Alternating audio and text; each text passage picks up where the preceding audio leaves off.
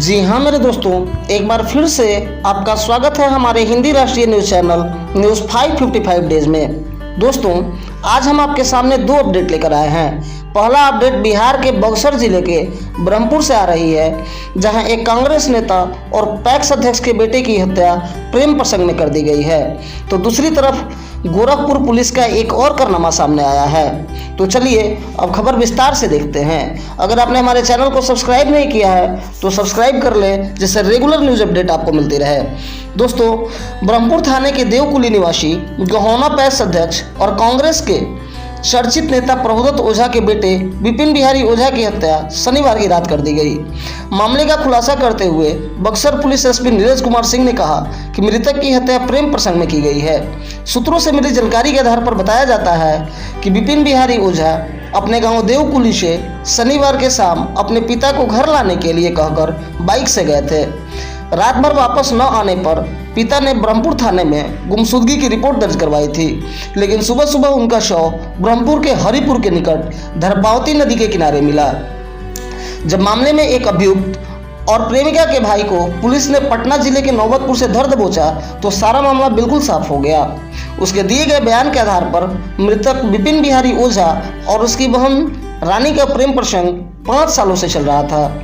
जब घर वालों को पता चला तो रानी की शादी करनामेपुर ओपी के सोनबरसा गांव में रवि मिश्रा, जो छत्तीसगढ़ पुलिस में कार्यरत हैं, के साथ कर दी गई। लेकिन शादी के बाद भी दोनों का मिलना जुलना बंद नहीं हुआ।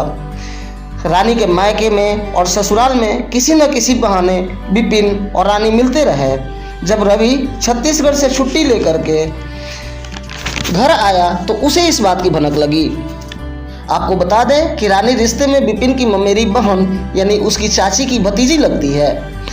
प्रेमिका रानी मिश्रा ने बताया कि विपिन उसे जबरदस्ती प्रताड़ित करता था तथा मिलने के लिए दबाव देता था। फिर क्या था, सबने मिलकर विपिन को रास्ते से हटाने का प्रोग्राम बना लिया। योजना के मुताबिक विपिन को पहले रानी ने फोन कर हरिपुर धर्मांगत नदी के पास मिलने के लिए बुलाया। जैसे ही विपिन पहुंचा, वहां पहले घात लगाकर रानी मिश्रा, प्रेमिका का पति रवि मिश्रा तथा प्रेमिका के भाई विजय चौबे पहले से मौजूद थे। उन्होंने विपिन की हत्या कर दी।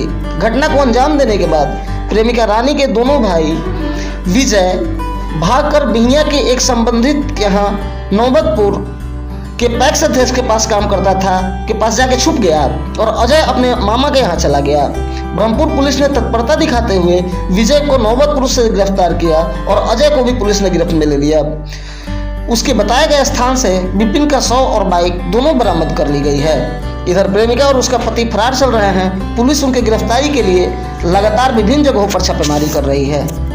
मामले के अगले अपडेट तक हम नज़र बनाए हुए हैं। जैसे ही कुछ नया आता है हम आपको तुरंत बताएंगे। दूसरी तरफ गोरखपुर पुलिस की एक और झूठ सामने निकल कर आई है। और हाँ मेरे दोस्तों, ये बात मैं इसलिए कह रहा हूँ कि गोरखपुर पुलिस की पूरी कार्यशैली ही सवालों के घेरे में रही है और इसके कारण पुलिस वालों पर गाज गिरनी तय है। जांच के क्रम में कल एसआईटी की टीम होटल कृष्णा पैलेस पहुंची।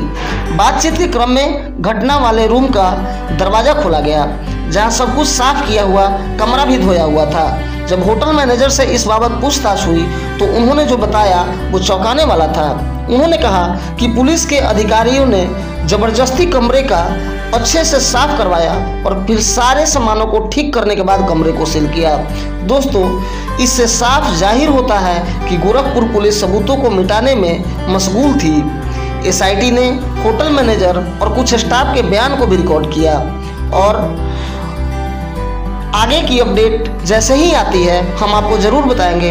दोस्तों, जानकारी आपको कैसी लगी एक बार कमेंट बॉक्स में ज़रूर बताएं। तब तक के लिए धन्यवाद। जय हिंद, जय भारत।